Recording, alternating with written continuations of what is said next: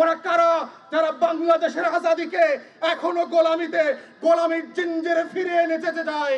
এই রাষ্ট্রের ভিতরের রাষ্ট্রকে যদি আমরা ধ্বংস করে দিতে না পারি, তাহলে এই আজাদি যেমন টিকবে না, মায়ের ডাকের কান্নাও থামবে না। এই মায়ের ডাকের পরিবার থেকে আজকের আয়োজনের প্রথম বক্তব্য হচ্ছে বিচার। যেই বিচারের দাবিতে আমরা গত 10-12 বছর ধরে টানা রাস্তায় রাস্তায় ক্যাম্পেইন করছি, মিছিল করছি, সমাবেশ করছি, বিভিন্ন জায়গায় সরকারের পেটোয়া বাহিনীর সাথে মুখোমুখি হয়েছি। বিভিন্ন দিন আওয়ামী ফ্যাসিবাদের বিরুদ্ধে লড়াইয়ের পাশাপাশি এই মায়ের ডাকের পরিবারদের লড়াইকেও আমাদেরকে একসাথে মোকাবেলা করতে হয়েছে। সেই মায়ের ডাকের পরিবারদের জন্য আমরা এই সরকার আসার পরে প্রথম দিন থেকে দাবি করেছিলাম গণ তদন্ত কমিশন করেন।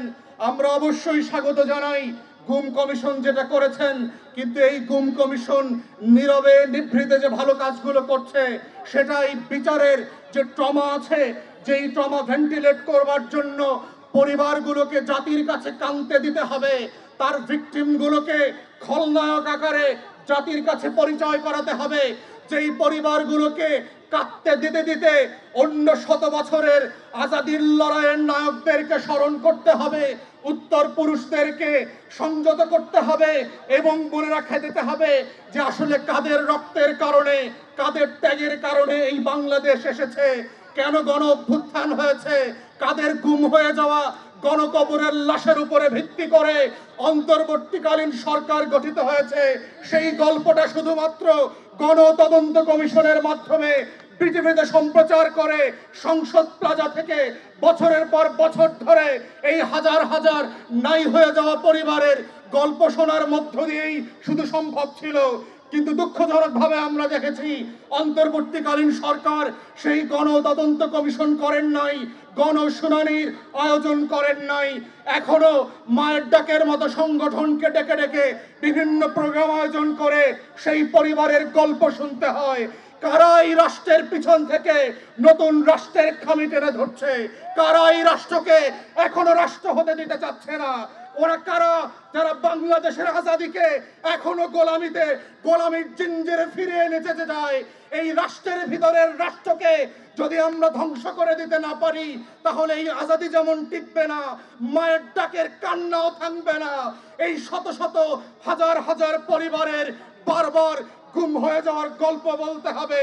বিচারের দাবি নিয়ে আবারও পরিবারগুলোকে রাস্তায় নামতে হবে, পুনর্বাসনের দাবি নিয়ে নামতে হবে, যেটা গণ অভ্যুত্থানের পরে 1 বছর পেরিয়ে যাবার পরে আমরা আশা করি নাই।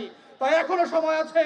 অন্তর্বর্তীকালীন সরকারকে বলছি, আপনারা যাদের রক্তের উপরে দাঁড়িয়ে, যাদের লাশের উপরে দাঁড়িয়ে, যাদের গুম হয়ে যাওয়ার বিরুদ্ধে দাঁড়িয়ে আপনারা ক্ষমতা নিয়েছেন, তাদের সেই শহীদদের গুম হয়ে যাওয়া পরিবারের কান্না শুনবার জন্য গণশুনানি আয়োজন করেন, তাদের ট্রমাকে ভেন্টিলেট করতে দেন, তাদের বিচারের ব্যবস্থা করেন এবং সরকারের বিভিন্ন বাহিনী এবং আমলাতন্ত্রের মধ্য দিয়ে স্পেশালিস্ট ইউনিট তৈরি করেন। যেই ইউনিটের একমাত্র কাজ হবে শুধুমাত্র গুম পরিবারের কথা শোনা, তার গল্প শোনা, তার পরিবারের সংবাদ মোতাবেক, তথ্য মোতাবেক এই ক্রিমিনালদেরকে হাজির করা, বিচারের মুখোমুখি করা, এবং এটার মধ্য দিয়েই হচ্ছে এই বিচারের দাবিটাকে রাষ্ট্র আকারে আমরা ডিল করতে পারবো।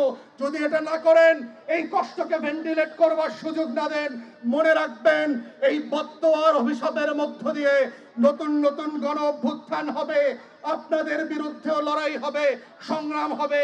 এটাই আজাদির চরিত্র এবং এই বাংলার মানুষ বারবার প্রমাণ করেছে বিচারের দাবিতে, আজাদির লড়াইতে এই দাবি থেকে তারা পিছপা হবে না।